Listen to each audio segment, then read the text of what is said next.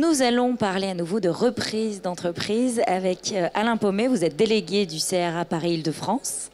Oui, c'est ça. C'est donc la délégation régionale qui représente les cédants et repreneurs d'entreprises. Alors, comment se compose le marché des repreneurs en France? Est-ce que ça se répartit régionalement? Pas du tout, par secteur d'activité? Expliquez-nous un peu. Alors, le marché n'est pas régional. Les gens qui cherchent à reprendre une entreprise cherchent en général à la reprendre n'importe où en France. Ce n'est pas tellement un critère. Ce que l'on constate, c'est qu'il y a beaucoup plus de repreneurs à Paris et il y a beaucoup plus d'entreprises à céder en province. Pourquoi? C'est parce que les repreneurs sont typiquement des gens qui sont des cadres supérieurs ou dirigeants d'un grand groupe. Et les sièges sociaux de grands groupes, ils sont à Paris. Donc ces gens-là sont à Paris. Et les sociétés qui sont à racheter sont en général des petites boîtes, souvent industrielles ou dans le bâtiment. Et il n'y a pas de boîte industrielle à Paris, donc elles sont forcément en province. C'est comme ça que le marché se construit. Donc une des questions que les gens doivent se poser quand ils veulent racheter une société, qui sont parisiens, c'est dans quelle province est-ce que je me sentirais bien? Et donc ça, c'est une question qui les concerne eux, mais concerne également leur famille. Donc c'est un choix collectif à faire. Complètement. Alors comment ils se rencontrent ces repreneurs et cédants grâce à des réseaux comme le vôtre, j'imagine? Oui. Alors la rencontre entre les cédants et les repreneurs est très difficile à faire. C'est deux populations complètement différentes et qui n'ont pas de contact naturel entre eux. Exactement. Simplement, un simple point, il y a une génération d'écart en moyenne. Le cédant moyen, c'est quelqu'un qui va partir à la retraite. Et le repreneur moyen, c'est un jeune cadre en pleine force de l'âge, il a 45, il a 50 ans. Il y a donc 20 ans d'écart entre les deux. Ils ne font pas partie des mêmes réseaux, ils ne sont pas dans les mêmes cercles, ils ne se connaissent pas, ils n'ont aucune raison de se rencontrer.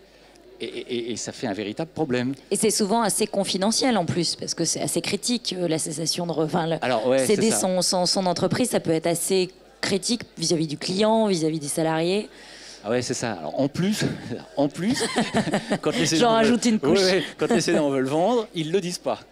Alors évidemment, c'est très facile pour trouver une boîte dans ces conditions-là.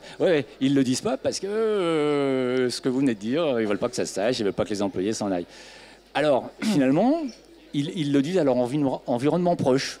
Je le dis à mon avocat, je le dis à mon expert comptable, éventuellement, je vais le dire à quelques personnes en plus, et puis après, je ne sais pas quoi faire. Alors si ma boîte est grosse, ça va, parce que si ma boîte est grosse, je sais payer un intermédiaire, un peu comme un agent immobilier, qui lui connaît toutes les techniques pour trouver des repreneurs. Mais si ma boîte est petite, je ne vais pas pouvoir me payer quelqu'un comme ça, et puis de toute façon, je ne sais même pas où le trouver, celui-là. Donc il faut bien que je trouve quelque chose pour y arriver. Et c'est l'objectif d'associations comme nous, qui essayons de faire en sorte que ces populations finissent un jour par se rencontrer. Alors c'est vrai que la reprise d'activité, c'est vraiment une forme d'entrepreneuriat. Et cette année, c'est vraiment mis en avant sur ce salon. Ça peut changer quoi de ne pas repartir de zéro, de ne pas créer justement et d'aller chercher des points forts? Qu'est-ce que ça peut être comme point fort dans l'entreprise à reprendre? Alors, c'est vraiment le sujet entre création et reprise. Il y a un certain nombre de critères de choix qui peuvent vous amener à vous orienter vers la cession, vers la reprise ou vers la création. Et effectivement, l'idée de ne pas repartir de zéro est importante. Typiquement, vous êtes un cadre dirigeant. Vous avez dirigé des filiales dans le monde entier. Vous avez eu 5000 personnes sous les ordres. Vous avez eu des tas de fonctions très importantes, tout ça. Vous retrouvez tout seul, avec 2 employés à côté de vous et à mettre du papier dans l'imprimante. Bon.